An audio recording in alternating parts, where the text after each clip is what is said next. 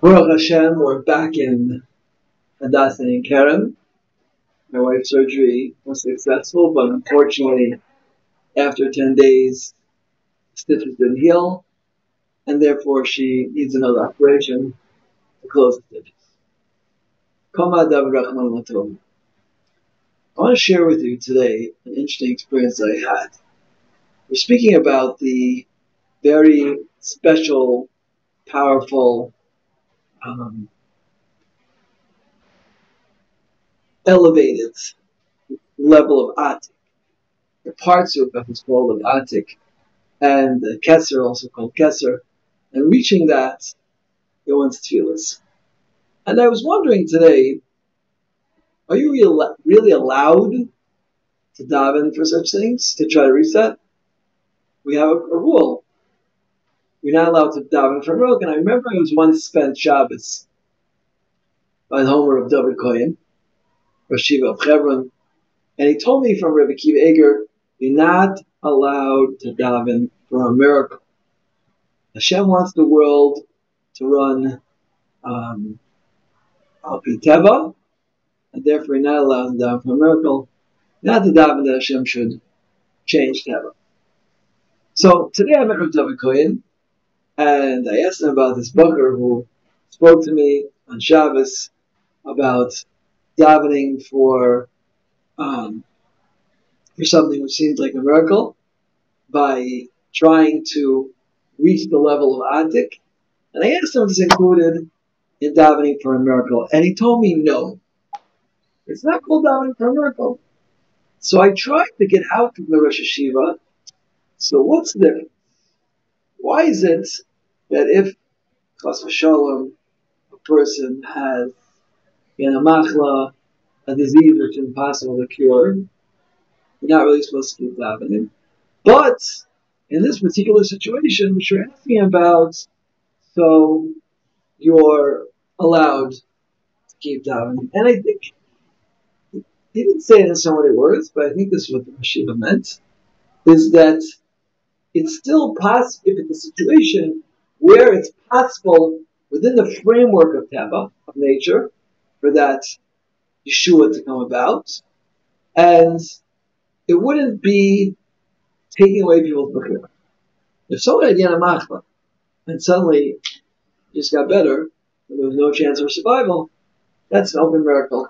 And when open miracles happen, they lose their bechira, they lose their sense of future. But in a situation where it's not so noticeable, many people don't even know that the bukra has this issue, it's something which could potentially happen perhaps, even though it would probably be miraculous, it would be hidden.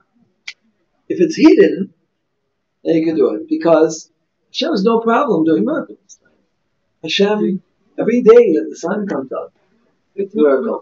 The only difference between nature and miracle is that miracle happens infrequently and nature happens all the time.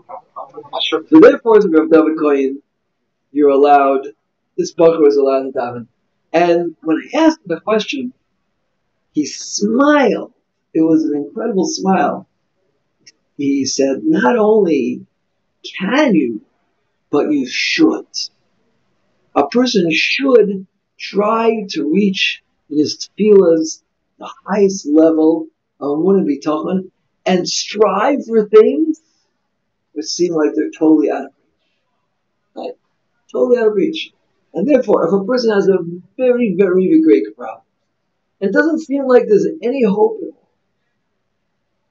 Even so, you shouldn't lose hope, number one. And number two, don't shortchange the Borei Olam. The Borei Olam, Godel Adoneinu Barav Goya. Tunasa in Sfar. We always talk about Tunasa in Sfar. Hashem's like, here's infinite. But Godel Adoneinu Barav. Hashem's power is infinite. Certainly, anything that we need, Hashem can provide us with. And in fact, when Moshe Rabbeinu asked for meat, all of Klal Yisrael, so where am I going to get meat for the whole Jewish people? It's only about 3 million people. No, they didn't have takeout in those days. And even if they did, you call up Shmuel Bernstein to this program. I would like 3 million hamburgers. Wow, I can give us a few days for that one. In shawarma, takes a while until you fry that meat. You put 7 gallons of oil on the grill. So it's raw. It's praiseworthy. It's the right thing to do to daven for things which seem way, way, way out. Why? Because in order to do that, a person has to lift himself up and lift his level of perception. Yeah? And this is what life is about. Life is about lifting our perception.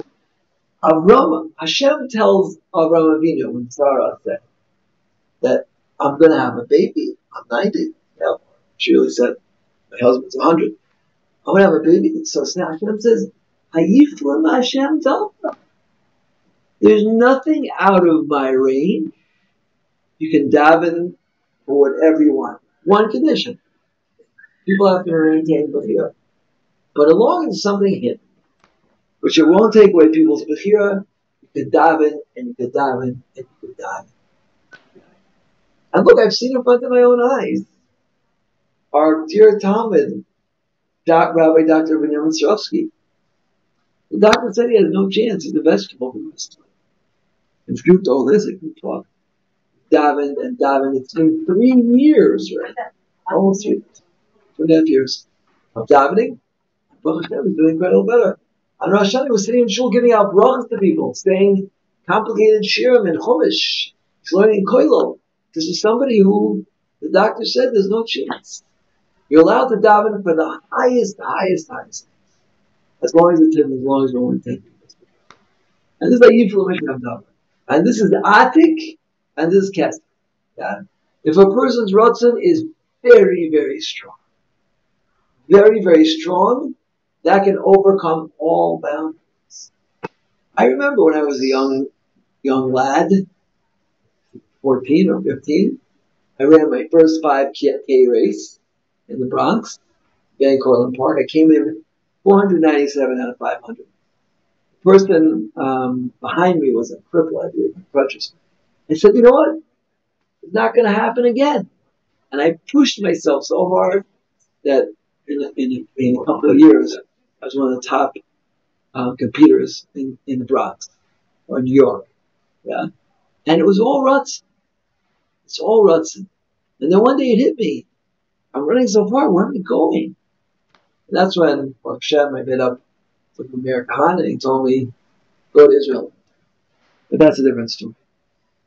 The point I want to get to is don't shortchange yourself. Keep in mind Atik Yamin. Yes, you can reach the highest measurements. That's all a question of our perception. Hashem should help lift us to the highest levels of perception.